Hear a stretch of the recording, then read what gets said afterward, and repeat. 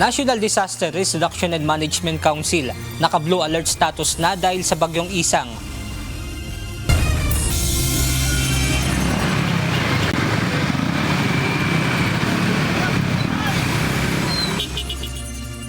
Malakas na pag-ulan nagdulot ng baha at traffic sa Maynila. Hindi po mga nakaupo na senador. Ang sabi natin, mga contributors, donors na mga kumandidato sa national position. 3 hanggang 4 na contractors iniimbestigahan ng Commission on Elections dahil sa pagbibigay ng donasyon sa kandidato. Kami po ay pumarito sa Napolcom upang uhumingi at ihabla ang isang police colonel na naging CEO namin sa Special Operation Division ng Highway Patrol sa Camp Crame sa Quezon City po. Kami po ay hinabla ng aming CEO sa ombudsman dahil lang sa isang pagtrabaho namin ng tama para po sa isang tunay na serbisyo. Dating hepe ng Highway Patrol Group Task Force Limbas, inakusahang tumanggap ng sukol sa inarestong individual. Reklamo, isinampa na 5 tauhan sa National Police Commission.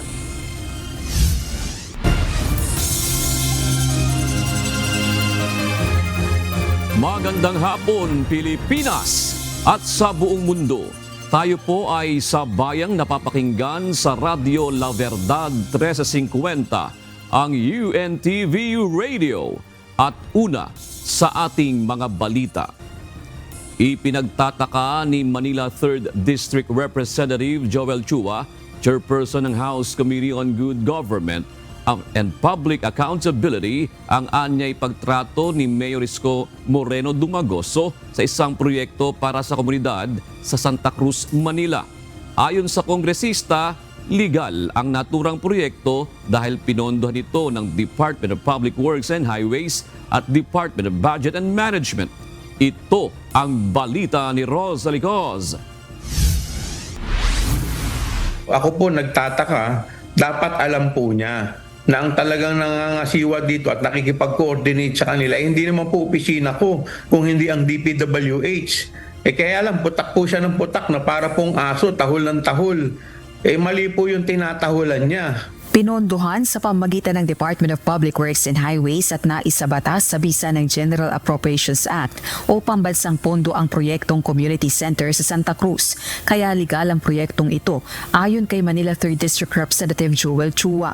Ito ang proyektong pinahihinto ni Mayor Isko Moreno Dumagoso dahil illegal umano at walang permit. Ngayon ay challenge Congressman Joel Chua to investigate himself. Sinabi ko na sa inyo may gobyerno sa lungsod ng Manila and it is called City Government of Manila, not City Congress of Manila. Sa totoo lang, ngayon pinaresto ko lahat yung mga tao doon at kinukumpiska namin yung mga gamit. And now we're doing what we need to do. Tingnan natin kung may masampulan. Bakit hindi po yung DPWH ang kanyang sitahin sa sinasabi po niya mga requirement? Ang trabaho namin po bilang congressman ay mag-propose lamang. Dagdag pa ng kongresista, 2020 pa nagsimula ang proyekto at hindi pa siya ang district representative noon pero nahinto dahil walang budget. Ngunit noong 2024, iginiit ni Congressman Chua sa Department of Public Works and Highways at Department of Budget and Management ang proyekto para maipagpatuloy ang construction. Ayon kay Representative Chua, layo ng proyektong ito na makapagtayo ng 4-story community center na may daycare center, library, sports facilities, dialysis center, halfway house para sa homeless at evacuation center. Kaya dismayado ang Manila 3rd District Representative dahil ginagamit umano sa pamumulitika ang proyekto. Kaso nangyayari sa kanya selective. Pati po yung mga konsyal ko, pati yung mga barangay chairman ko, ginigipit po niya. Masyado po siyang bullying mayor. Kung hindi ito politika, bakit pinipili lang niya yung gigibain niya at piniperwisyo niya? Bakit puro mga kalaban lang niya ang ginigiba niya? Gate pa nito, ipaglalaban niya ang proyektong ito sa lungsod ng Maynila. Hati naman ang opinyon ng mga taga Santa Cruz, Manila kaugnay ng bangayan sa proyekto. Mas maganda sana kung matuloy na lang Hindi na ipahinto. Para rin sa anong mga nakakarami. Sana po kung ano man po ang hindi nyo pagkakaunawan, magkaayos na lang po kayo para sa ikabubuti ng komunidad natin. Kasi naman dapat mag-isip-isip muna bago gumawa ng project. Hindi yung puro sa corruption lang yung napupunta yung pera. Kawawa naman ang natin, bansa natin. Wala nang matino. Wala pang reaksyon ng tanggapan ni Mayor Isko kaugnay ng mga pahayag ni Congressman Chua. Rosalie Coz, UNTV News and Rescue. Diyos ang aming sandigan, serbisyo publiko ang aming pinahahalagahan. Iniimbestigahan ngayon ng Commission on Elections o COMELEC ang ilang kontraktor na nagbigay ng donasyon sa ilang kumandidato noong 2022 elections. Ayon sa komisyon, hindi pa nila masabi sa ngayon kung may pananagutan din ba ang mga kandidato na tumanggap nito. Ito ang balita ni Dante Amento. Hindi po mga nakaupo na senador. Ang sabi natin, mga contributors, donors na mga kumandidato sa national position. Hindi mga senador kundi ilang kontraktor ang iniimbestigahan ngayon ng Commission on Elections na sinasabing nagbigay ng donasyon sa mga tumakbong kandidato noong 2022 elections. Nadiskubre ito ng COMELEC sa pamamagitan ng Statement of Contributions and Expenditures o SOSE na isinumite ng mga kandidato kung saan may nakalagay na campaign donors na binusisi ng kanilang Finance and Campaign Department. Ang investigasyon ng COMELEC ay modo proprio o sarili nilang inisyatibo. 3-4 na contractors na maaaring contractors ng public works o serbisyo sa pamahalaan na nagbigay ng tulong sa mga tumatakbo sa national position. Yes, for senator po yan. Ayon kay Chairman George Erwin Garcia, sa Section 95C ng Omnibus Election Code, bawal ang pagbibigay ng donasyon mula sa natural o juridical persons o mga kumpanya, korporasyon na may kontrata o kontratista sa pamahalaan. Ibig sabihin, hindi sakop dito ang isang donor na wala namang kontrata sa gobyerno. Nilinaw naman ng komisyon, hindi pa nila masabi ang pananagutan ng mga kandidato na tumanggap ng donasyon. Ang pinagbabawal doon at ang pwedeng maparusahan ay yung mismong nagbigay na kontraktor na nangungontrata sa pamahalaan. Kung mismong yung binigyan na tumatakbo ay liable, hindi pa po namin yan nadidiscuss at wala pa po kami sa puntong yan. Makikipag-ugnayan ang poll body sa Department of Public Works and Highways para maberipika kung talagang may pinasok na kontrata ang mga ito sa gobyerno. Siyempre, hindi pa po kaagad dapat mag-conclude ang COMELEC doon. Kinakailangan ikumpirma namin marapat at kung sila man ay public works contractor halimbawa or service contractor. Sa ilalim ng Omnibus Election Code ay hindi lamang kandidato ang maparurusahan kundi sibilyan o kumpanya na lumabag sa mga alituntunin na nakasaad dito. Dante Amento, UNTV News and Rescue. Diyos ang aming sandigan, serbisyo publiko ang aming pinahahalagahan. Dapat dumistansya ang mga mambabatas sa isinasagawang investigasyon kaugnay ng mga anomalya sa pagpapatupad ng flood control project sa bansa. Ayon sa isang political analyst, tiyak na magiging malaking hamon ang naturang investigasyon kay Pangulong Ferdinand Marcos Jr. Ito ang balita ni Nel Maribuhok. I think by virtue of siguro number one, delikadesa, kinakailangan siguro mag-inhibit muna sila rito, no? Because many of them are actually part of this problem. Sa ngalan ng delikadesa, dapat ay huwag nang makialam ang mga mambabata sa isinasagawang investigasyon kaugnay ng maanumalyang flood control project sa bansa. Ito ang pahayag ng political analyst at director ng Local Government Development Institute na si Dr. Froilan Calilong. Anya, may karapatan ng mga senador at kongresista na mag-imbestiga, kaya lang ay mayroon silang mga kasamahan na sangkot sa issue. It's part of their constitutional mandate, no? Itong tinatawag nating investigation in aid of legislation. But the problem here is that many of them, were allegedly included dito sa roster ng mga inaakusahan, dito sa fiasco na to. Ayon kay Dr. Kalilong, nararapat na ipaubaya na lamang ang gagawing investigasyon sa issue ng pagpapatupad ng flood control projects sa isang independent body o kaya naman sa isang komisyon na bubuuin mismo ni Pangulong Ferdinand Marcos Jr. Kinakailangan din na ipaubaya muna ito sa mga unit ng ating pamahalaan na merong mas masasabi nating impartial and independent stance dito sa issue.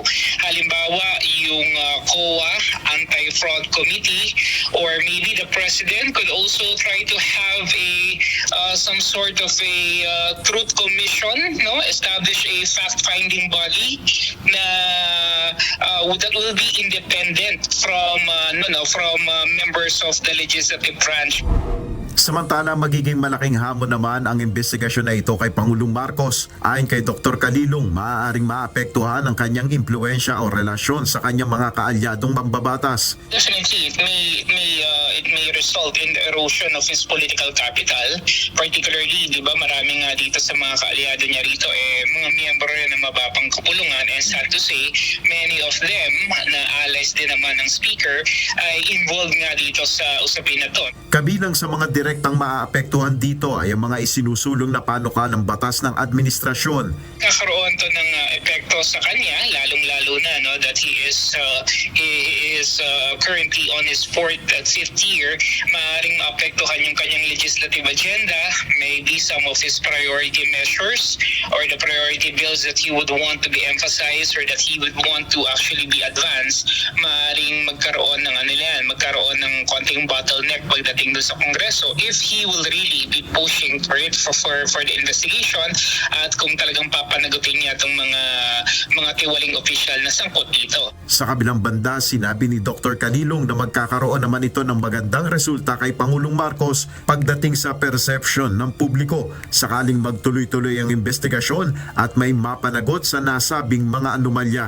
Nel Maribuhok, UNTV News and Rescue, Diyos ang aming sandigan, serbisyo publiko ang aming pinahalagahan.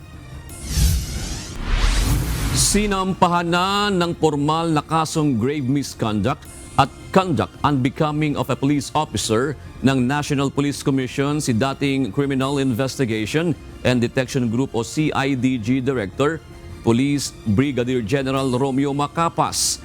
Bunso dito ng naunang reklamo ng magkapatid na Julie Patidongan alias Totoy at kapatid nito na si Elakim Patidongan. Kaugnay ito sa umunoy pag-aresto kay Elakim at Jose Patidongan matapos nasunduin sa Cambodia at pagkuha ng kanilang mga cellular phone. Ayon sa NAPOLCOM, nakitaan ng probable cause para sampahan ng formal na kaso si Brigadier General Macapas. Gumugulong na po ang kaso dahil po may formal charge na po na i-file ang IMIS sa ating legal service. After which po, after po ng mga hearings na i-conduct, ito rin po i-aakyat sa NAPOLCOM Commission and Bank kung saan tayo po nakaupo at kung saan doon po natin nakatulan either absuelto po sila o di po kaya papatawan po ng nararapat na parusa. Sinampahan ng reklamong administratibo ng 5 tauhan ng Philippine National Police Highway Patrol Group Task Force Limbas ang kanilang immediate supervisor dahil sa pagbibigay umano ng VIP treatment sa nahuli nilang individual. Tumanggap din umano ito ng suhol mula sa naaresto nilang suspect. Ito ang balita ni Lea Ilagan. Kami po ay pumarito sa NAPOLCOM upang uhumingi at ihabla ang isang police colonel na naging CEO namin sa Special Operation Division ng Highway Patrol sa Camp Crame. Kami po ay hinabla ng aming CEO sa ombudsman dahil lang sa isang pagtrabaho namin ng tama para po sa isang tunay na serbisyo. Huwag mamasamain ha. Inaayos natin ang pagkakaintindihan ng kung ano man yan nangyari dyan. Ito ang team leader. Mabait na bata to. Padismiss mo na yung padismiss, wala nang tagtali. Ito ang video ng pakikipag-inuman ni Colonel Romel Istolano sa nahuling suspect na si JJ Javier. Sa video, Tila pinag-uusapan kung paano ipinadidismiss ang kaso laban kay Javier. Ayon kay Police Senior Master Sergeant Aladin Orale, si Javier ay nahuli nila sa Parañaque noong June 13 dahil sa paggamit ng blinker at walang plaka sa likod ng sasakyan. Wala rin umano itong maipakitang ORCR. Nakuha din umano sa mamahaling SUV ni Javier ang baril at C4 na isang uri ng pampasabog. Ito ay sapat na dahilan para sampahan nila ito ng kasong paglabag sa Republic Act 10591 o Comprehensive Firearms and Ammunition Law at Republic Act 9516 o Illegal Possession of Explosives. Ngunit, pinagalitan umano sila ni Colonel Estolano sa ginawang paghuli at pagsasampa ng kaso laban kay Javier. Pinagalitan niya pa nga ako Sabi nung una na, sabi niya, sino bang CEO mo? Nung malaman niya na si JJ, sabi ko, ikaw sir, bakit ka nag-operate? Hindi ko alam. Hindi sir, nagpaalam ako sa chief mobile ko, sabi ko. At that time, ng April, sige, sabi niya. Nagpaalam ka pala, sige. Asan si JJ sir? Nandun sa Invest, sabi ko.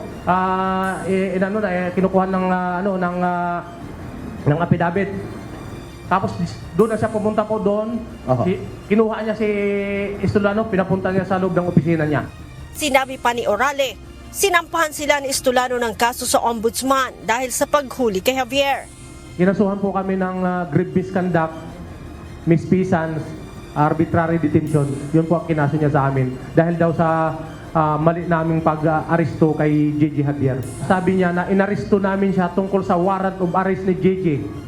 Tapos sa pag-incriminate sa kanila sa paghuli namin, in-incriminate daw namin si JJ. Yun ang sinampa niya. Tapos sinasabi niya na yung kasama ko na nasa mobile, hindi daw kasali ng SOD.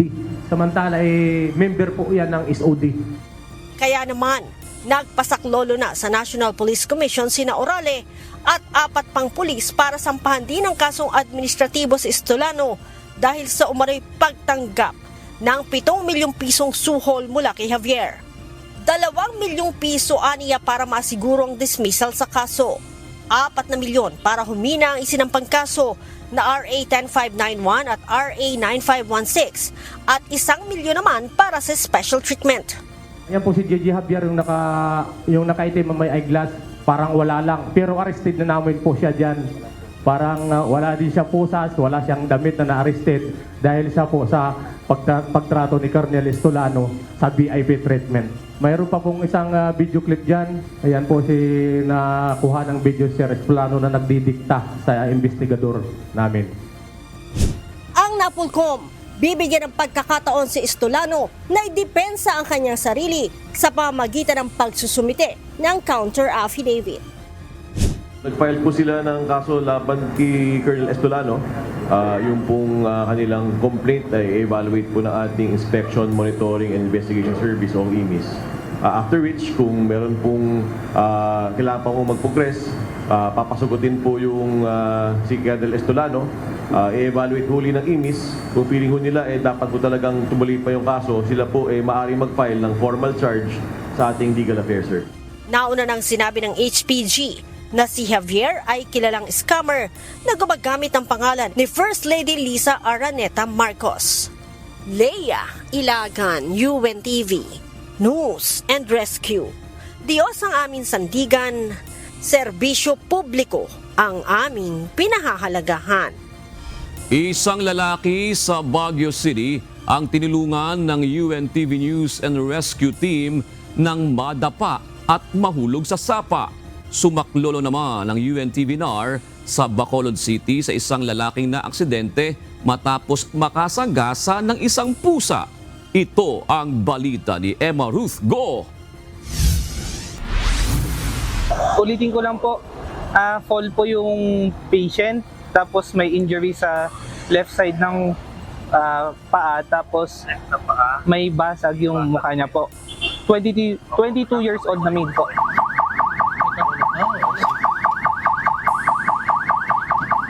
Isang tawag mula sa Baguio City Disaster Risk Reduction and Management Office ang natanggap ng UNTV News and Rescue Team kaugnay sa isang lalaking nahulog sa sapa na may 6 na talampakan ng lalim mula sa kalsada.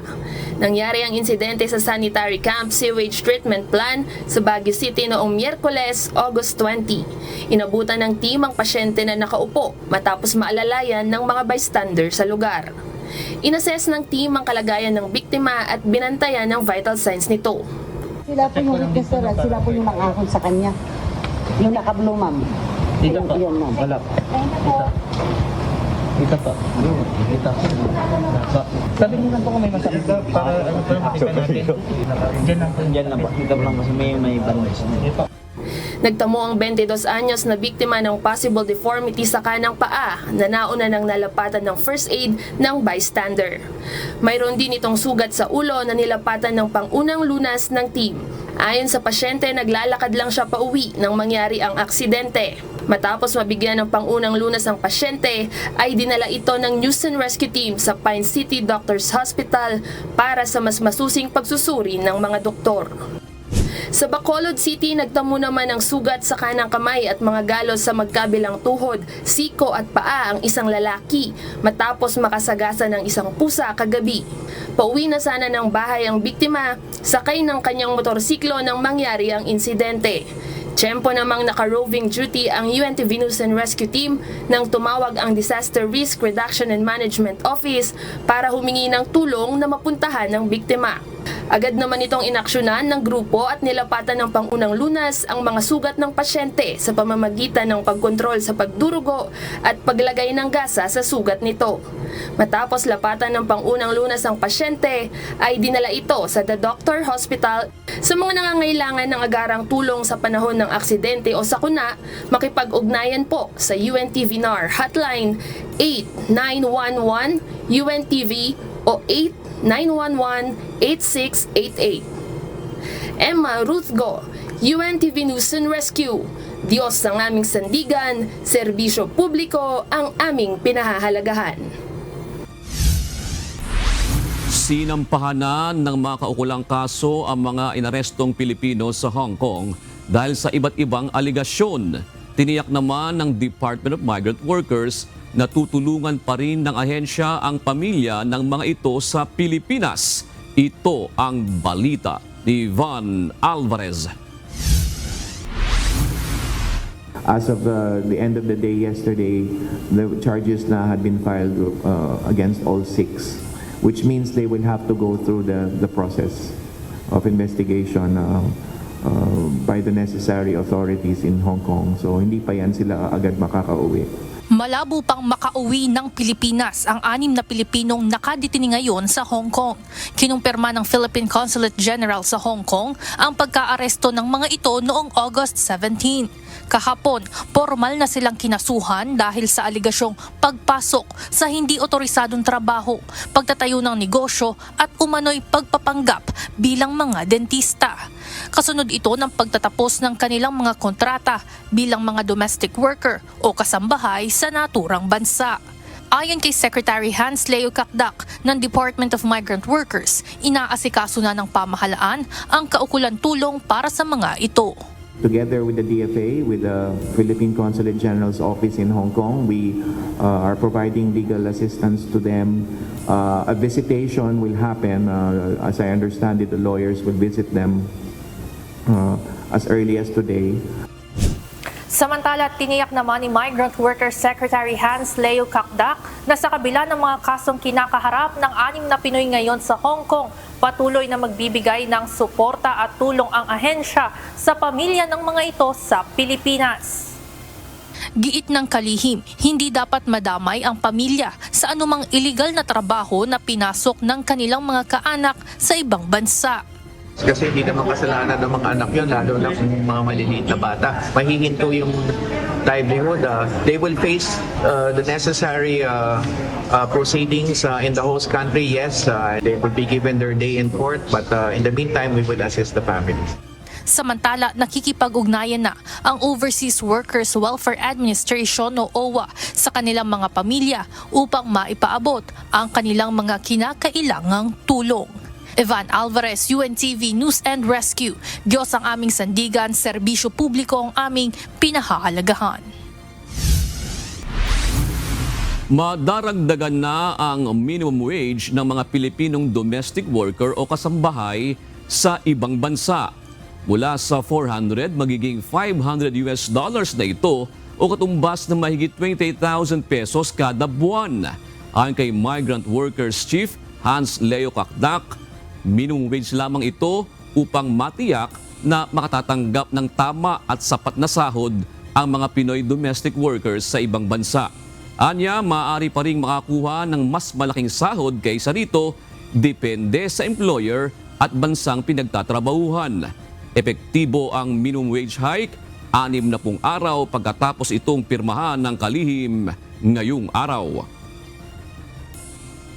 Is an increase in the monthly minimum wage of domestic workers.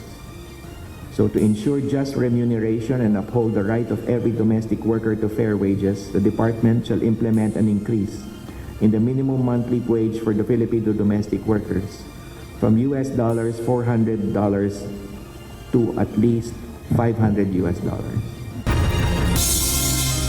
Narito naman ang mga balita sa iba't ibang panig ng mundo. Ihahatid ng ating global correspondent na si Maven Carizo mula sa Perth, Australia.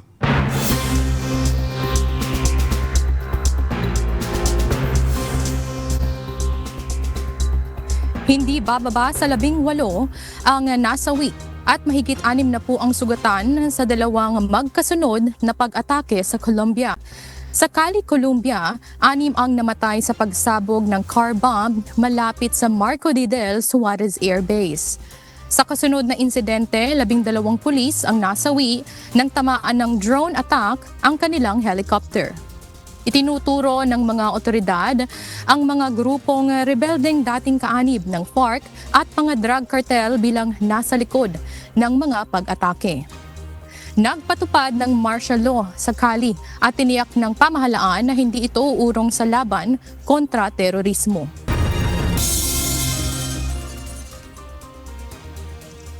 Tumugon ang estado ng California sa ginagawang pagbabago ng Texas sa congressional map nito pabor sa pagdaragdag ng hanggang 5 Republican seats sa darating na eleksyon.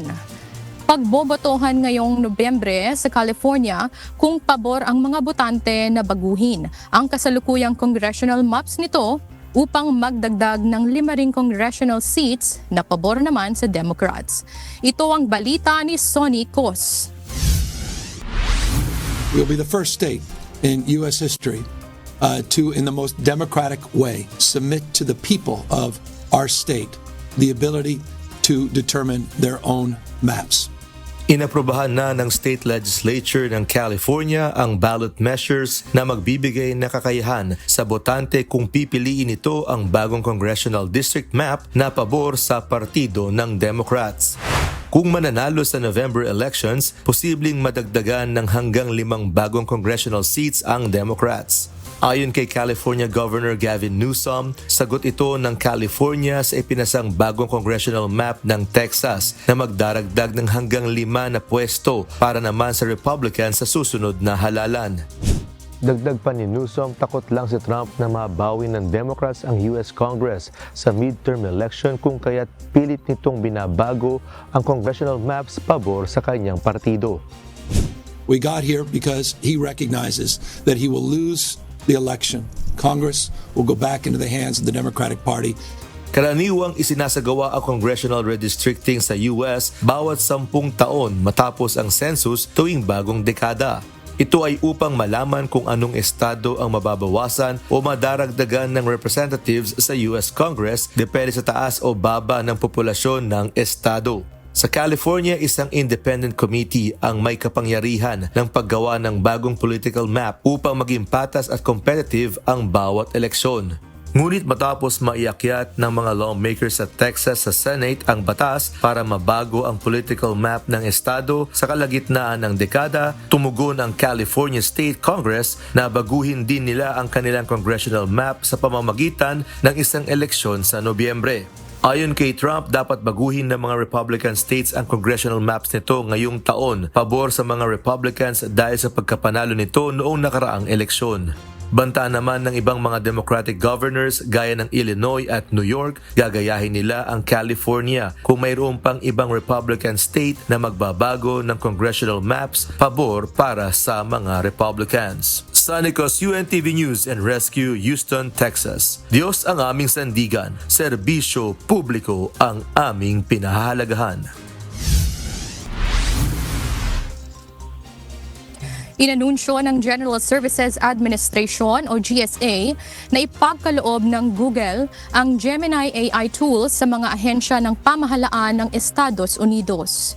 Layunin ng programang Gemini for Government na mapabilis ang paggamit ng AI at cloud services sa operasyon ng mga federal agencies.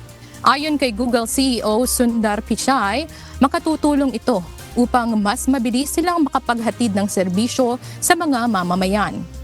Halos wala pang $1 ang ibabayad ng gobyerno sa paggamit ng AI tools, kabilang ang video at image generation, ideation at digital agents. Kasunod ito ng kahalintulad na kasunduan ng OpenAI na nagbigay ng ChatGPT access sa pamahalaan ng US sa halagang $1. Pinawalang sala ng korte sa Bangkok si dating Prime Minister Thaksin Shinawatra sa kasong lèse-majesté o krimen laban sa royal family kaugnay ng isang panayam sa kanya ng South Korea 10 taon na ang nakalipas. Giit ng hukuman, kulang ang ebidensya para kasuhan ang dating punong ministro. Wala rin itong malinaw na paglabag sa batas dahil hindi niya direktang binanggit ang hari o miyembro ng royal family sa kanyang pahayag. Nagbigay ng ginhawa ang hatol sa pamilyang Shinawatra sa gitna ng kinakaharap na kaso ng kanyang anak na si Prime Minister Pae Tongtarn na ngayon ay pansamantalang suspendido.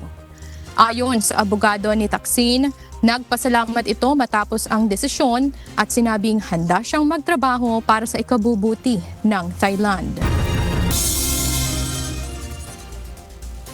At yan ang mga balita mula sa iba't ibang panig ng mundo. Mula dito sa Perth, Australia, ako si Maven Carizo, magandang gabi.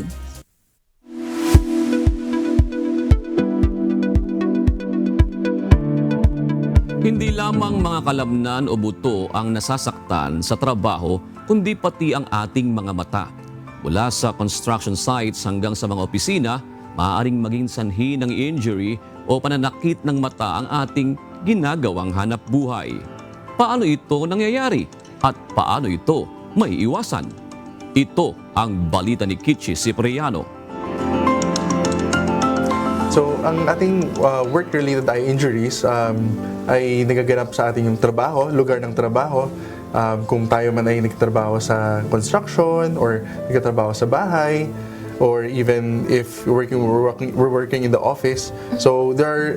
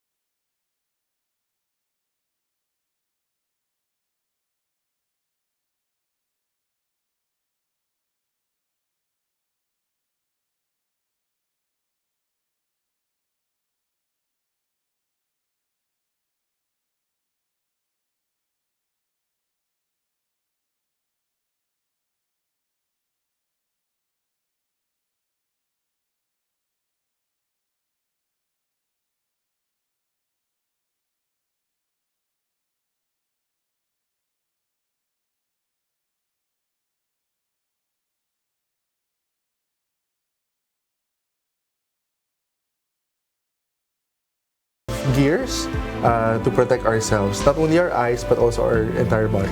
So comparing the office setting, definitely ma-avoid natin yung mga malalalang injury. So this is what we call computer vision syndrome. So ito po yung sa katagalan natin na gumagamit ng computer, napapagod din ang ating mata, nagkakaroon din tayo ng mga dry eyes. So hindi lang siya with regards to the hours of working, pati sa ating environment din. So mas lalo na kung nasa office tayo, nakatutok sa ating yung electric fan or yung aircon, mas mabilis po mag-dry eyes, mas magkakaroon po tayo ng mga symptoms of dry eyes. Paano maiiwasan ang mga sakit sa mata sa trabaho? At ano ang mga dapat tandaan para mapanatili ang malinaw na paningin? Alamin ang kasagutan sa Doctors on TV ngayong linggo na 9 a.m. to 10 a.m. only here at UNTV. Kichi Cipriano, UNTV News and Rescue. Diyos ang aming sandigan, serbisyo publiko ang aming pinahalagahan.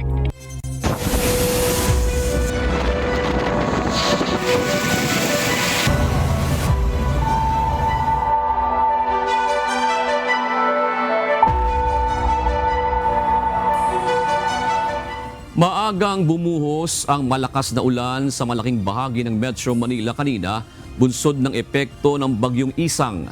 Isa sa mga matinding binaha ang lungsod ng Maynila. Umabot ng hanggang tuhod ang tubig sa ilang lugar gaya ng Taft Avenue. Ito ang balita ni Mia Alonzo, live.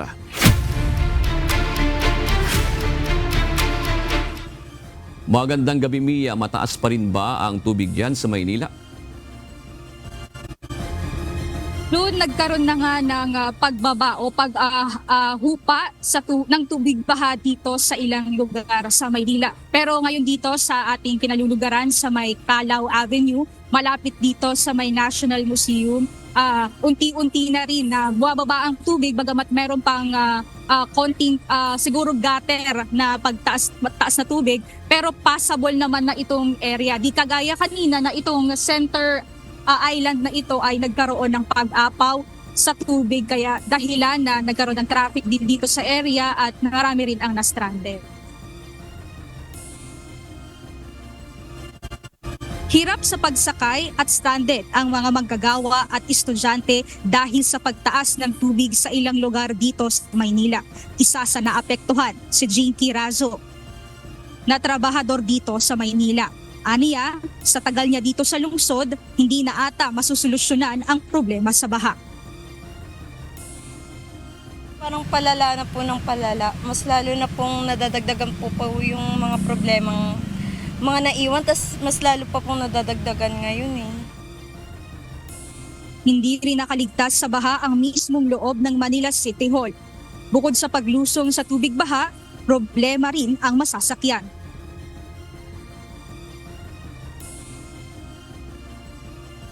Ang hirap po kasi marami pong naapektuhan, hindi lang po estudyante, hindi lang po yung mga workers, sobrang dami po.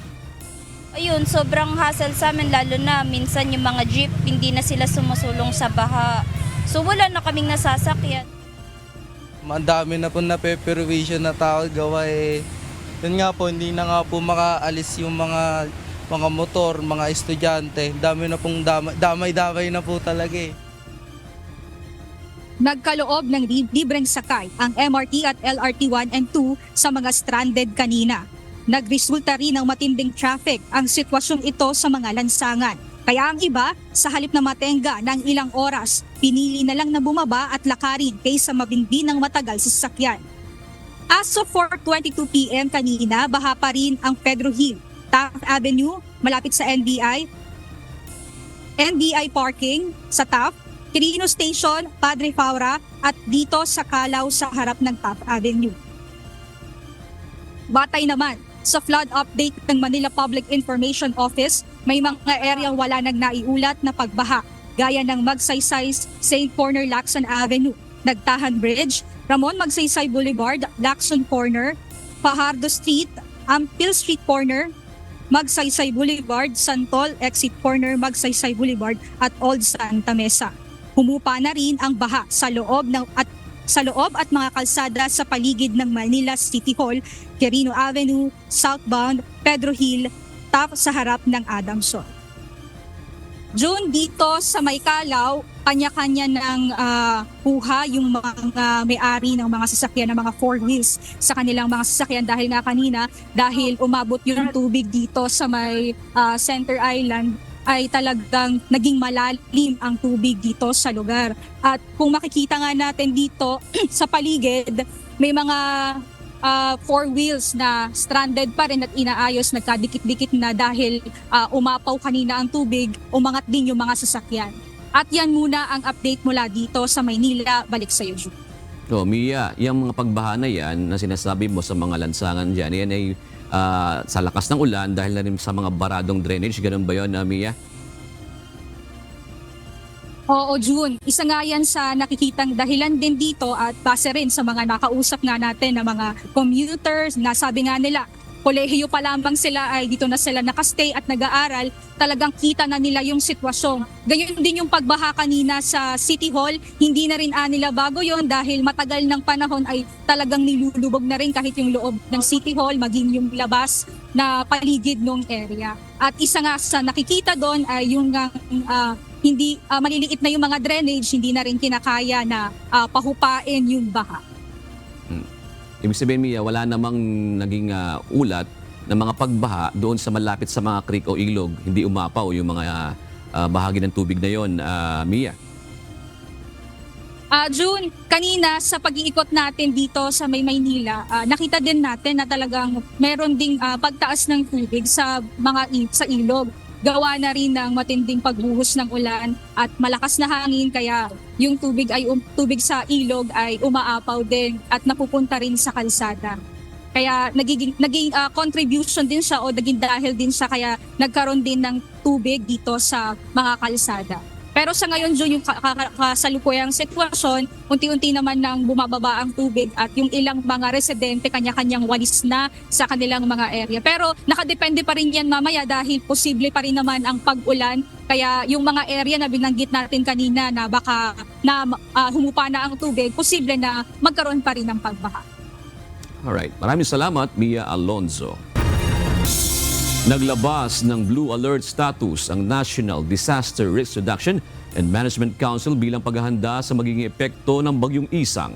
Nag-activate na rin ng Virtual Emergency Operations Center ang NDRRMC upang masiguro ang maayos na koordinasyon ng bawat ahensya na tutugon sa emergency.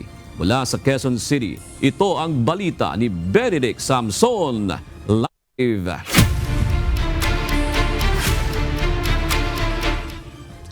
Magandang gabi, Benedict. Ano ba ang mga paghahanda na napag-usapan kanina yan sa NDRRMC?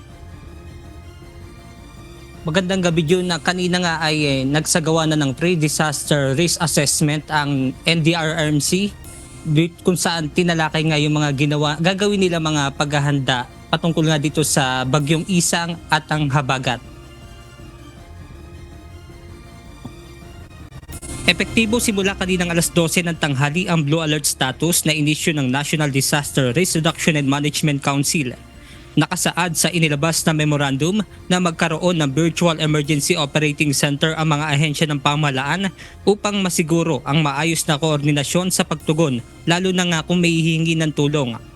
Ayon kay Junie Castillo, NDRRMC spokesperson, noong Miyerkules pa lamang ay naka-preposition na ang mga relief good ng Department of Social Welfare and Development o DSWD.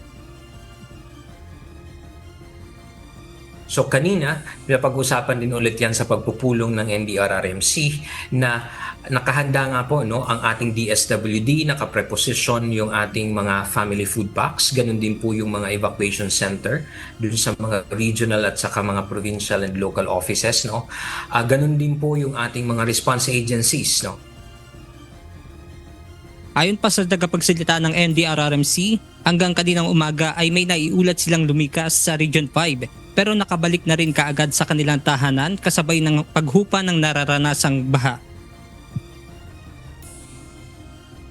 So far kanina sa isinagawang pagpupulong kaninang tanghali, wala pa namang mga naiulat ng mga kumbaga matitinding epekto or mga significant number ng mga evacuees doon sa ating mga regional offices at saka mga regional and local government agencies. Bilang paghahanda na rin sa pagtugon ng mga nangangailangan, naghahanda na rin ang mga tauhan at mga kakailanganing gamit ang Philippine Coast Guard. Ayon naman sa State Weather Station na Pag-asa, hanggang bukas ng tanghali ay patuloy na makararanas ng pag-ulan ang ilang bahagi ng North, Central at Southern Luzon kasama na nga ang Metro Manila. So after makalabas nitong si Bagyong Isang sa ating PAR, we're expecting na mas maraming lugar na sa Luzon and sa May Visayas, even yung Western Mindanao, ang mag-i-improve ang weather conditions from late Saturday hanggang sa buong araw po ng Sunday. Yun ayon pa nga sa NDRRMC at Pag-asa ay nasa 200 mm ang ulan na madadala nito ng Bagyong Isang Kaya naman nagpapaalala sila sa ating mga kababayan, lalo na nga yung mga nakatira sa low-lying area at mga landslide prone area, na maging handa at alerto kung sakaling lumakas yung ulan at maging handa sa paglikas. At yan muna ang ating update mula rito sa Quezon City. Balik sa inyo dyan, June. Maraming salamat, Benedict Samson. Inanunsyo ng Civil Aviation Authority of the Philippines o CAAP na kanselado ng ilang biyahe ng eroplano ngayong araw dahil sa nararanasang pagulan dulot ng bagyong Isang. Kabilang sa mga apektado ang Cebu Pacific flights mula Maynila patungong Tuguegarao, vice versa. Gayon din ang mga biyaheng Manila-Kawayan at Kawayan to Manila. Samantala, na-divert naman pabalik ng Maynila ang isang PAL Express flight papuntang Cotabato at Busuanga, habang ang Cebgo mula Mactan papuntang Busuanga ay bumalik din sa Mactan Airport. Mahigit 1,000 pasahero ang naapektuhan ng mga flight disruption. Pinayuhan ng CAAP ang publiko na makipag-ugnayan sa kanilang airline para sa rebooking at updated flight information. Umabot na sa 6,872 ang kaso ng dengue sa Quezon City mula January 1 hanggang August 18, 2025. Batay sa datos ng Quezon City Epidemiology and Surveillance Division o QCESD, tumaas ito ng 155% kumpara sa kaparehong panahon noong 2024. Pinakamaraming tinamaan ay mga batang 10 taong gulang pababa na umabot sa 3,407 na kaso. Ayon sa tala, 23 residente na ang nasawi dahil sa naturang sakit. Dahil dito, muling nagpaalala ang mga otoridad na mapanatiling malinis ang kapaligiran at alisin ang mga pinamumugaran ng lamok.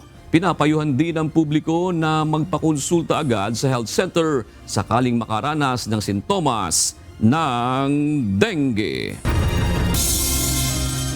Sa iba pang balita, tinanggal na ng mga sundalong Pilipino na nakaistasyon sa BRP Sierra Madre sa Ayungin Shoal ang fishing net na nilagay ng mga Chinese sa timog silangang bahagi ng Bahura. Hindi pangkaraniwan ang panibagong galaw na ito ng mga Chinese sa Ayungin Shoal ayon sa Philippine Navy, ngunit hindi naman umano ito nakakaalarma. Kinundi naman ng Department of National Defense at AFP ang nasabing insidente. Ito ang balita ni Ryan Lacalale. May pinakita silang cruiser weapon. Most likely, nagdapat ng heavy machine gun nasa harapan ng rig nila. Although naka-cover ito. Hindi ito naka-display na nakabukas, naka-cover ito. And then naglalaglag sila ng mga fishing nets. Hinarang ng 2 rubber boat ng Pilipinas ang isang mas malaking rigid hulled inflatable boat o fast boat ng China na nagtangkang lumapit sa BRP Sierra Madre. Sabi ng Philippine Navy, nakalapit ito ng 50 hanggang 75 meters sa nakasadsad na barko. Ang fast boat naman na ito ng China, makikita na may mounted na malakas na armas. Samantala, ang iba pang rig ng China naglalagay ng fishing net o mga lambat sa isang bahagi ng Bahura. Nangyari lahat siya nitong araw ng Miyerkules sa Ayungin Shoal. Pero ang inilagay na fishing net agad ding tinanggal ng mga sundalo na nagbabantay sa BRP Sierra Madre. Sabi ng Philippine Navy, posibleng pananakot lang ito ng China sa regular na rotation and resupply mission ng Pilipinas. Alam naman natin na hindi ito pang huli ng isda. But probably, they expect the roaring and maybe to intimidate us, to make it difficult for us to conduct the roaring. Yung paglalagay ng net, nakaka-impede talaga yan ng kahit anong klaseng watercraft. Ang guidance naman ng Westcom is to remove yung mga pinagkakabit na ng watercraft, tanggalin, sirain, putulin, na ginagawa naman ng mga tropa natin. Nasa 25 sasakyang pangdagat at 2 aircraft ang namonitor ng AFP nitong Miyerkules. Kabilang dito ang 5 Chinese Coast Guard vessel, 11 rigid hulled inflatable boats o fast boat, 9 na barko ng Chinese Maritime Militia, 1 Chinese rotary aircraft at 1 Chinese unmanned aerial vehicle. Sabi ng AFP, napansin din nila na nagsasagawa ang Chinese Coast Guard ng maneuver at drill sa dagat gamit ang water cannons. Ayon sa Philippine Navy, unusual o hindi pangkaraniwan ang galaw na ito ng China sa Ayungin Shoal, pero hindi pa naman nakakaalarma ito. Bagamat may mga pagkakataon na rin sa mga nakaraan na nagtangkang lumapit ang mga rib ng China at naglagay ng fishing net sa Ayungin, pero ngayong taon, ito ang unang insidente na naitala ang ganitong behavior ng China. It is unusual because in the past, how many months, walang ganito. Maybe for this year, walang ganito. So it's unusual. Alarming, I would not say alarming. Sapagkat sanay naman tayo sa coercive and aggressive actions nila eh. Sabi ng Philippine Navy, sa ngayon ay mataas pa rin ang moral ng mga sundalong nakaestasyon sa Ayungin Shoal sa kabila ng pangyayari. Mataas ang moral. Alam mo, kung makikita yung video, pakinggan nyo. Binubiro-biro pa kanila yung mga insect eh. Pinapasmile nila, kinakamayan. Ito mga troops natin, ito yung mga veterano. They have been all over the country sa mga hotspots natin. So, they know what they are facing. They know the capability.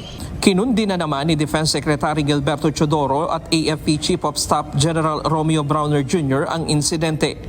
The activities of China in any area, whether in the Sierra Madre or any area under their nebulous claims, are a matter not only of concern but of condemnation, because these are in gross violations of international law, and actually it is a product of a false narrative. I've even seen some social media posts saying that they are the progenitors of certain areas in the Philippines.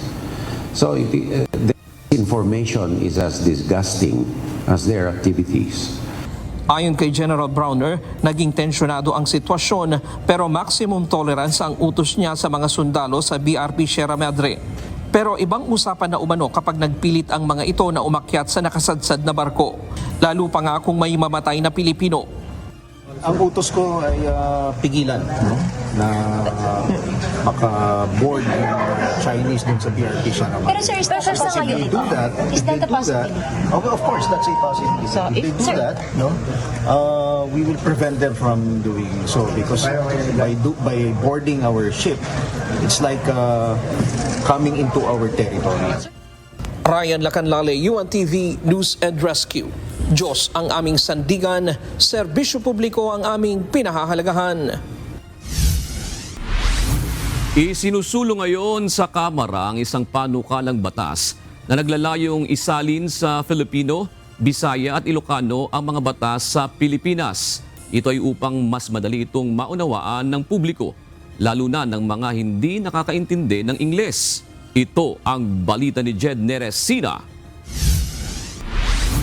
Kapag nauunawaan ng mga tao ang kanilang mga karapatan at obligasyon, kapag ang mga batas ay nasa wikang naunawaan nila, nagkakaroon tayo ng sasara natin yung gap, yung puwang na yun sa hindi pagkakunawaan dun sa batas. Kapag ang mga batas ay nakasalin sa pambansang wika, napaalalakas nito ang pagkakakinlangan at ang autoridad ng sistemang legal.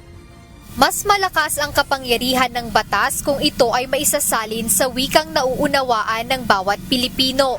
Ayon kay Dr. Benjamin Mendillo Jr. mula sa Komisyon sa Wikang Filipino, kapag naiintindihan ng publiko ang nilalaman ng batas, mas nagkakaroon sila ng pagkakataon na maipagtanggol ang kanilang mga karapatan. Nababawasan din ang pagiging vulnerable o bukas ng mga ordinaryong mamamayan sa mga taong umaabuso sa kanilang kawalan ng kaalaman sa batas. Kaya ayon kay Commissioner Mendillo Jr., susuportahan ng komisyon ang panukalang gawing mandatory ang pagsasalin ng mga batas sa Filipino at iba pang pangunahing wika sa bansa. Ganito rin ang saloobin ng ilang Pilipino sa nasabing usapin. Parang maintindihan ko naman yung kaso ko rin para sa akin. Kung ako man, English lagi di ba? Mas okay din yung may Bisaya, may Tagalog, lahat ng lingwahe, maintindihan.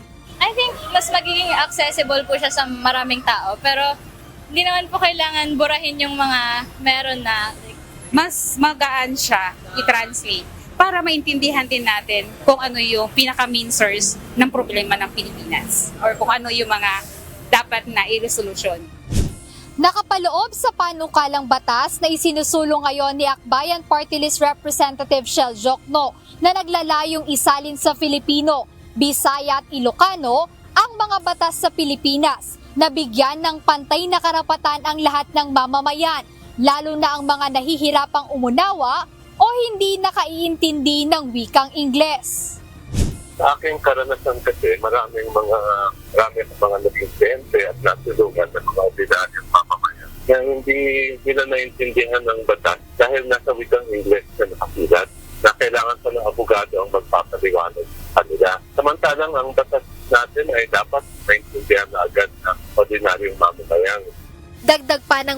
patas na mas magiging epektibo ang sistema ng hustisya kung maisasalin sa mga wikang mas madaling maunawaan ang mga batas sa bansa. Ito ay dahil mas madaling maipaliliwanag at maipauunawa ang mga kaso sa ordinaryong mamamayang Pilipino. Jedne Resina, UNTV News and Rescue. Diyos ang aming sandigan, serbisyo publiko ang aming pinahahalagahan.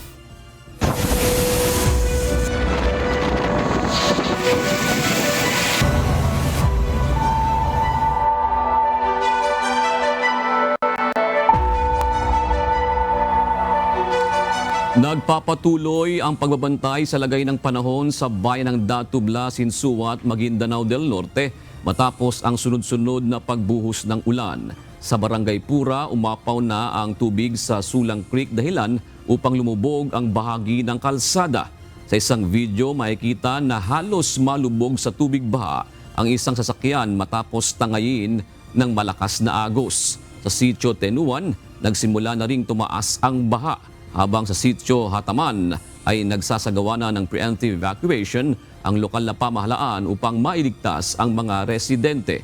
Samantala, patuloy ang pagtaas ng tubig sa barangay Penansaran, gayon din sa Matuber at Tubuan River. Dahil dito muling pinaalalahanan ng publiko na manatiling mapagmatsyag, sundin ang mga abiso ng otoridad at maging handa sa posibleng paglikas. Nasa mga evacuation center pa rin ang nasa mahigit 600 pamilyang kabilang sa mga pinalikas sa Ginobatan, Albay simula kahapon dahil sa sama ng panahong nararanasan sa lalawigan. Ayon sa lokal na pamahalaan ng Ginobatan, hindi muna pinapayagan ang mga residente na bumalik sa kanilang tahanan bilang pag-iingat na rin sa posible pang panganib sa kabila ng pagbuti ng panahon. Ito ang balita ni Venus Palles live.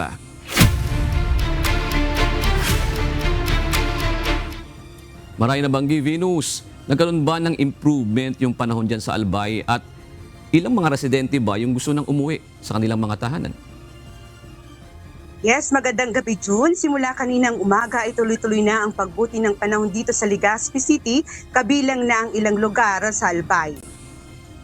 Ganun pa man ay nananatili pa rin sa mga evacuation center ang ilang mga pamilyang kabilang sa ginawang preemptive evacuation ng Ginobatan sa Albay dahil sa naranasang pagbaha sa kanilang lugar simula kahapon. Ayon sa ilang mga residente, nagpapasalamat sila sa lokal na pamahalaan sa naging maagap na pagpapalikas sa kanila.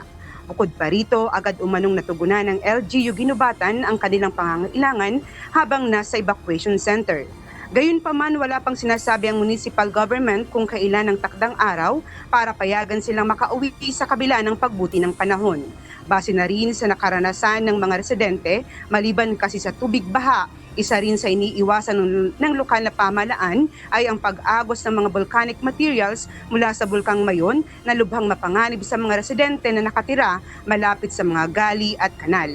Dahilan ito para maaga silang nagpapalikas sa mga residente tuwing may sama ng panahon na nararanasan sa lalawigan. June, kanina lang pasado alas 5 ng hapon, nagpalabas ng advisory si Governor Noel Rosal para ipabatid sa publiko ang pagbabalik ng face-to-face classes bukas at ang pagpapauwi na rin sa mga residenteng inilikas kanina. At yan ang update mula dito sa Legazpi City. Balik sa iyo, June. Maraming salamat, Venus Palles. 14 na mangingisda ang nailigtas ng mga tauhan ng Philippine Coast Guard Station Southern Palawan matapos na magkaaberya ang makina ng kanilang bangka sa karagatang sakop ng Barangay Malis, Brooks Point nitong Huwebes, August 21.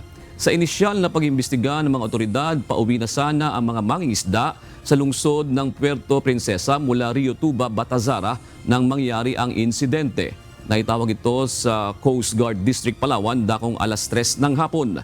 Agad na naglunsad ng search and rescue operation ang Philippine Coast Guard sakay ng MB Wafik mula sa Ipudin Port sa Batazara.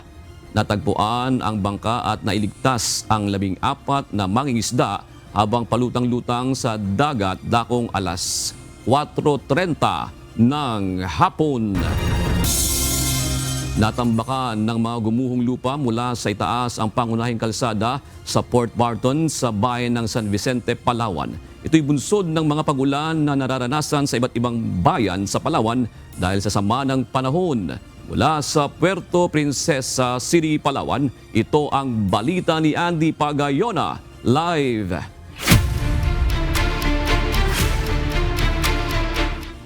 Andy, kumusta na ang lagay ng panahon dyan sa Palawan? Yes, June, magandang gabi. Patuloy nga yung mga pag-ambon dito sa Puerto Princesa. Pero sa ibang lugar sa lalawigan ay nakakaranas pa rin ng mga malalakas na pag-ulan. Dahil nga sa maghapong ulan, bunsod ng masamang panahon, nakaranas ng pagbaha ang bayan ng El Nido, partikular sa sentro ng munisipyo. Kinansila na rin mula pa kaninang umaga ang mga pasok sa mga pampublikong paaralan, gayon din sa pribado. Tinabunan naman ng lupa ang pangunahing kalsada papasok sa Port Barton sa bayan ng San Vicente dahil sa landslide dulot ng mga pag-ulan. Ilang mga turista rin ang stranded, maging ang mga residente sa lugar. Sa kuhang larawan ng isang netizen, hindi na makita ang kalsada dahil sa makapal na lupa at putik. Meron din namanong nakitang buta sa ilalim ng kalsada na pinangangambahang gumuho anumang oras. Samantala agad namang tumugon ang mga opisyales sa munisipyo kasama na ang barangay. Yun sa ngayon ay nakamonitor na mga otoridad sa lagay ng panahon sa lalawigan ng Palawan at nakahanda na rin kung sakaling kailanganin ng kanilang mga kagamitan kagaya ng Philippine Coast Guard, PDRRMO, kung sakaling maglikas ng mga pamilyang maapektuhan ng mga pag-ulan sa ilang mga lugar dito nga sa Palawan. Yan mo ng ating update. Balik sa iyo, June. Maraming salamat, Andy Pagayona.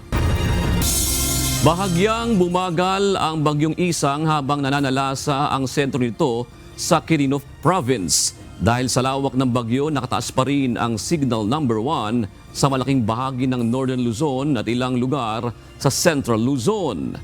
Ang iba pang detalye, ihahatid ni Benezon Nestareja, weather specialist ng Pag-asa DOST. Patuloy na tumatawid po dito sa may Northern Luzon ang nasabing bagyong Isang. As of 4 in the afternoon ay nasa vicinity na po ang sentro nitong si bagyong Isang sa bayan ng Aglipay sa Quirino. Taglay ang hangin pa rin na 55 km per hour malapit sa kanyang sentro at may pagbugso hanggang 90 km per hour. At may kabagalan po ang pagkilos ito west-northwest sa bilis na 15 km per hour. Base po sa ating latest satellite animation, kung mapapansin po nila, may makakapal na kulay puti associated po yan sa malalakas na mga pag-ulan o makakapal na ulap dulot nitong si bagyong Isang. Malaking bahagi ng Northern and Central Luzon directly affected po ng nasabing bagyo. Dito naman po sa Metro Manila, natitirang bahagi pa po ng Southern Luzon. Ito sa may parting Mimaropa, Western Visayas, Negros Island Region, hanggang dito sa may Zamboanga Peninsula and Bangsamoro Region. Asahan din po ang mga pag-ulan sa susunod na mga oras dahil yan sa southwest monsoon or hanging habagat na unti-unting pinalalakas nitong si Tropical Depression Isang. Bukod pa dyan, meron po tayong minomonitor na low pressure area naman dito po sa may ating eastern portion ng Philippine boundary. Nasa layong 1,010 kilometers east of southeastern Mindanao kaninang alas 3 ng hapon. Base sa ating analysis, maliit pa rin ang tsansa na itong low pressure area ay maging isang ganap na bagyo po sa susunod na 3 araw. Pero inaasahan po natin na magpapaulan ang low pressure area dito sa may silangang parte po ng Visayas and Mindanao sa susunod na 2 araw or over this weekend, particular na sa may Eastern Visayas, Caraga and Davao region. Base po sa latest track ng Pag-asa regarding kay Tropical Depression Isang, kikilos po ang bagyo westward sa susunod pa na 3 hanggang 4 na araw. So within the next 12 hours, ini-expect po natin, at least in the next few hours po, nandito na siya sa may coastal waters po ng La Union and Pangasinan. So mamayang gabi po yan, at simula naman mamayang gabi hanggang bukas ng madaling araw ay nasa may West Philippine Sea na ito. Inaasahan namang lalabas ng ating PAR ang Tropical Depression Isang either late morning bukas or early afternoon. Base naman po sa ating record, naglandfall po itong si Bagyong Isang sa may kasiguran Aurora kaninang 9:50 in the morning. At yung ating assessment nga po, lalabas siya ng PAR bukas na agad ng umaga or afternoon, West Philippine Sea na po mamayang gabi. Inaasahan din po na lalakas pa ang Bagyong Isang paglabas niya ng ating PAR or pagsapit niya dito sa may West Philippine Sea hanggang sa makalabas ng ating area of responsibility. So maliit na yung chance na magtataas pa tayo ng tropical cyclone wind signal number 2 hanggang signal number 1 lamang po. Pagdating naman sa kanyang lawak, nasa roughly 400 kilometers po yung kanyang diametro. So ibig sabihin mula dun sa gitna, nasa around 200 kilometers yung layo niya mula dun sa sentro, nahagip pa rin po ng malakas na hangin yung malaking bahagi ng northern and even dito rin po sa may central Luzon. Kaya naman po sa ngayon, meron tayong nakataas pa rin na tropical cyclone wind signal number 1 sa malaking bahagi ng norte plus portions of central Luzon. Andyan pa rin ang signal number 1 sa Cagayan, Isabela, Quirino, and Nueva Vizcaya. Signal number 1 din sa Apayao, Kalinga, Abra, maging dito rin sa Mountain Province, Ifugao, and Benguet. Signal number 1 sa Ilocos Norte down to Ilocos Sur, La Union, and Pangasinan. At signal number 1 pa rin sa buong Aurora plus the northern portion of Nueva Ecija.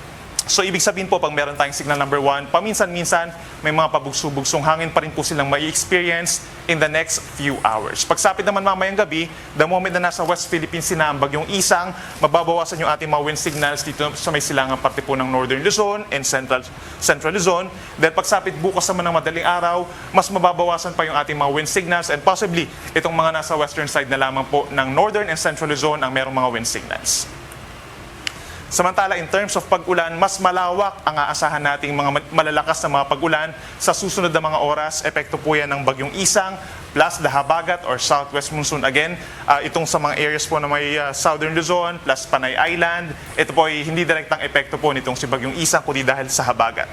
Hanggang 200 mm po sa may Zambales and Bataan at dito rin sa may Occidental Mindoro dahil sa Habagat hanggang 200 mm. So by nature po, mas madalas yung malalakas na mga pag-ulan doon at posible ito magdulot ng mga pagbaha, hindi lang doon sa mga typical po ng mga mabababang lugar, no? Pati sa mga hindi masyadong binabaha na lugar, and then possible din sa mga bulubundukin na lugar kapag hanggang 200 mm ang dami ng ulan ay magkakos din po ng pagguho ng lupa. Dito naman sa mga kulay dilaw, possible yung minimum of 50 mm po, no? Lalo na sa mga susunod na oras, aasahan po yung paminsan-minsang malakas na ulan. Dito sa ilang bahagi po ng Cagayan Valley, southern portion of Ilocos Region and Cordillera Region, maging sa natitirang bahagi ng Central Luzon, Metro Manila, 50 to 100 mm ang dami ng ulan sa mga susunod na oras. Dito rin po sa malaking bahagi ng Calabarzon, natitirang bahagi ng Mimaropa, Aklan, and Antique. Kaya may chances din po ng mga pagbaha sa mga mabababang lugar at hindi rin inalis yung chance ng mga pagguho ng lupa sa mga mountainous areas. Pagsapit naman po bukas ng hapon hanggang sa Sunday ng hapon, ito yung time kung saan nakalabas na po ng PAR itong si bagyong Isang, pero nandyan pa rin po yung epekto ng Southwest Monsoon or hanging habagat. Kaya taasahan pa rin po yung 50 to 100 mm na dami ng ulan. Ibig sabihin, paminsan-minsan, meron pa rin po tayong heavy rains over Zambales, Bataan, pababa ng Occidental Mindoro, at lalawigan ng Palawan. So make sure pa rin po na magdadala ng payong at makipag-coordinate sa inyong mga local government units sa mga nabanggit na lugar kung kinakailangan po lumikas.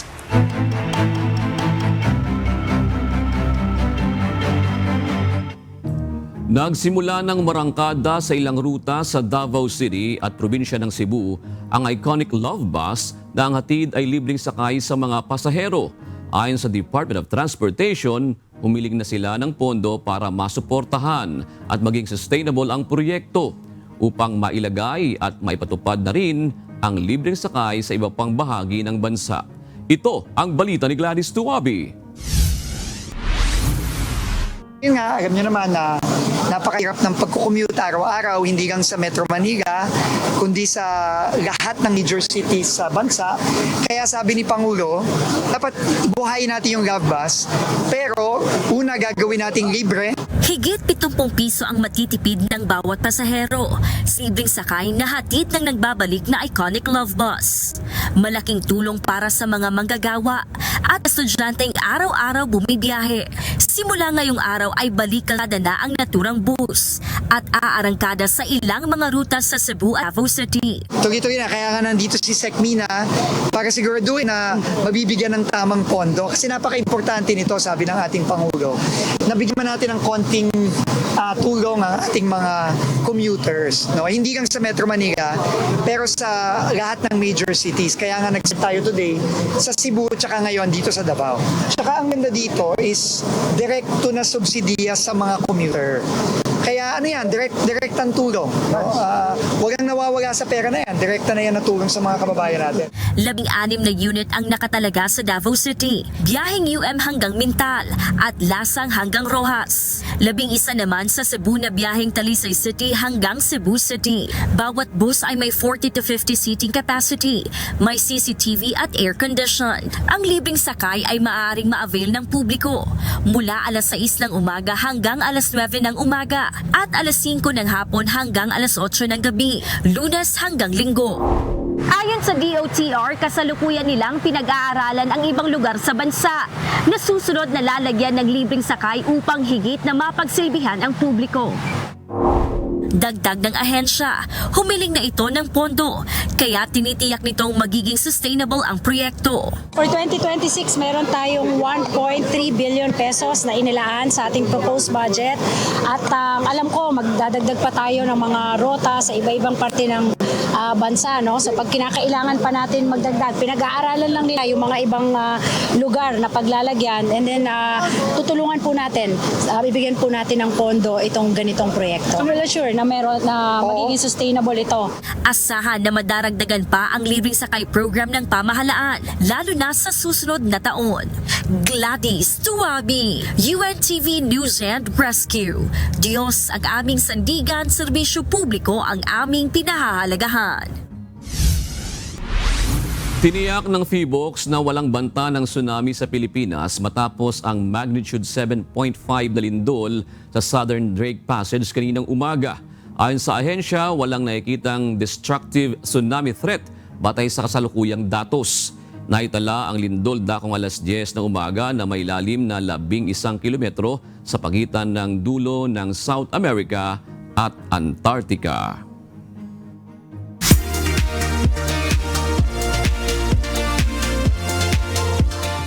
Isa na namang pambihirang recognition ang madaragdag sa listahan ng pop diva na si Mariah Carey.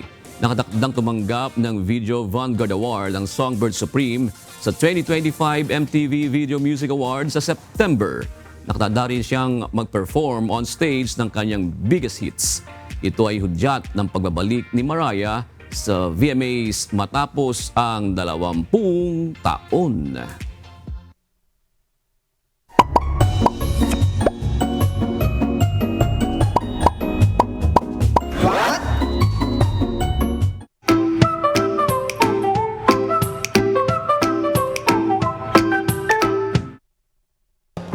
Babala po sa mga mahilig gumamit ng earphones, lalo na kapag naka-full volume. Alam nyo ba, pwede kayong magkaroon ng permanenteng hearing damage.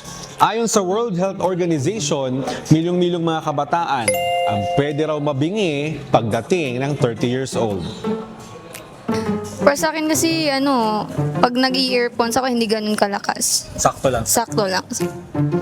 Yung tama lang po, yung naririnig ko pa rin yung surroundings ko. Especially kapag may gustong kumausap sa akin. Ganito kasi yan. Kapag todo volume, unti-unting nasisira yung maliliit na hair cells sa tenga. At pag na-damage yun, wala nang balik. Permanenteng bingi. Lagi ka naka-earphones, tulog, biyahe o pang-block sa ingay, hindi mo namamalayan, inuubos mo na ang pandinig mo. Dati, matatanda lang ang naka-hearing aid. Ngayon, pati kabataan. Simple lang ang proteksyon. Sundin ang 60-60 rule. 60% volume, maximum 60 minutes. Tapos, ipahinga ang tenga. Ang pandinig natin, once na mawala, mahirap na pong maibalik. Kaya sa uulitin, bago mo lakasan ang volume ng earphone mo, pag-isipan mo muna, sulit nga ba? Sana may natutuhan kayo at laging tatandaan, mapalad po ang tao na nakakasumpo ng karunungan at ang tao na nagtatamo ng kaunawaan.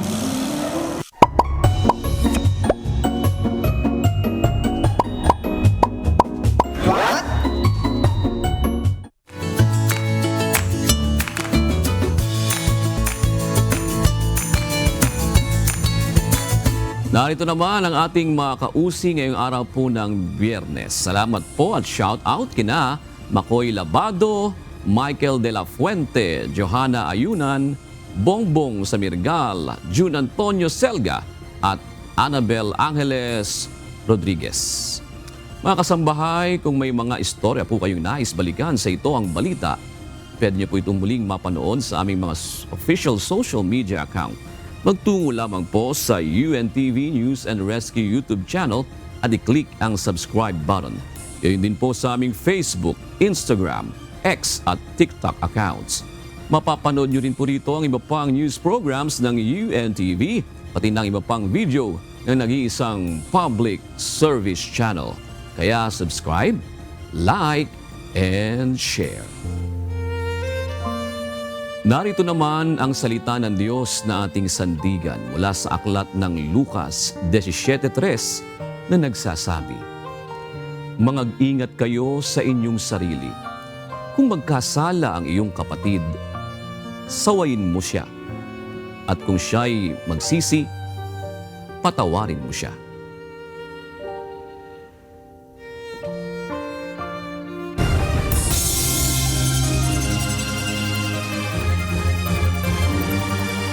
At yan ang kabuuan ng ating balitaan ngayong gabi. Aming inilahad ng buong katapatan kung paano namin nasaksihan. Kayo po'y makapagtitiwala na ang aming nakita at narinig, ang aming ibinabalita. At dito po sa UNTV, Diyos ang aming sandigan, serbisyo publiko ang aming pinahahalagahan. Magandang gabi po at happy weekend!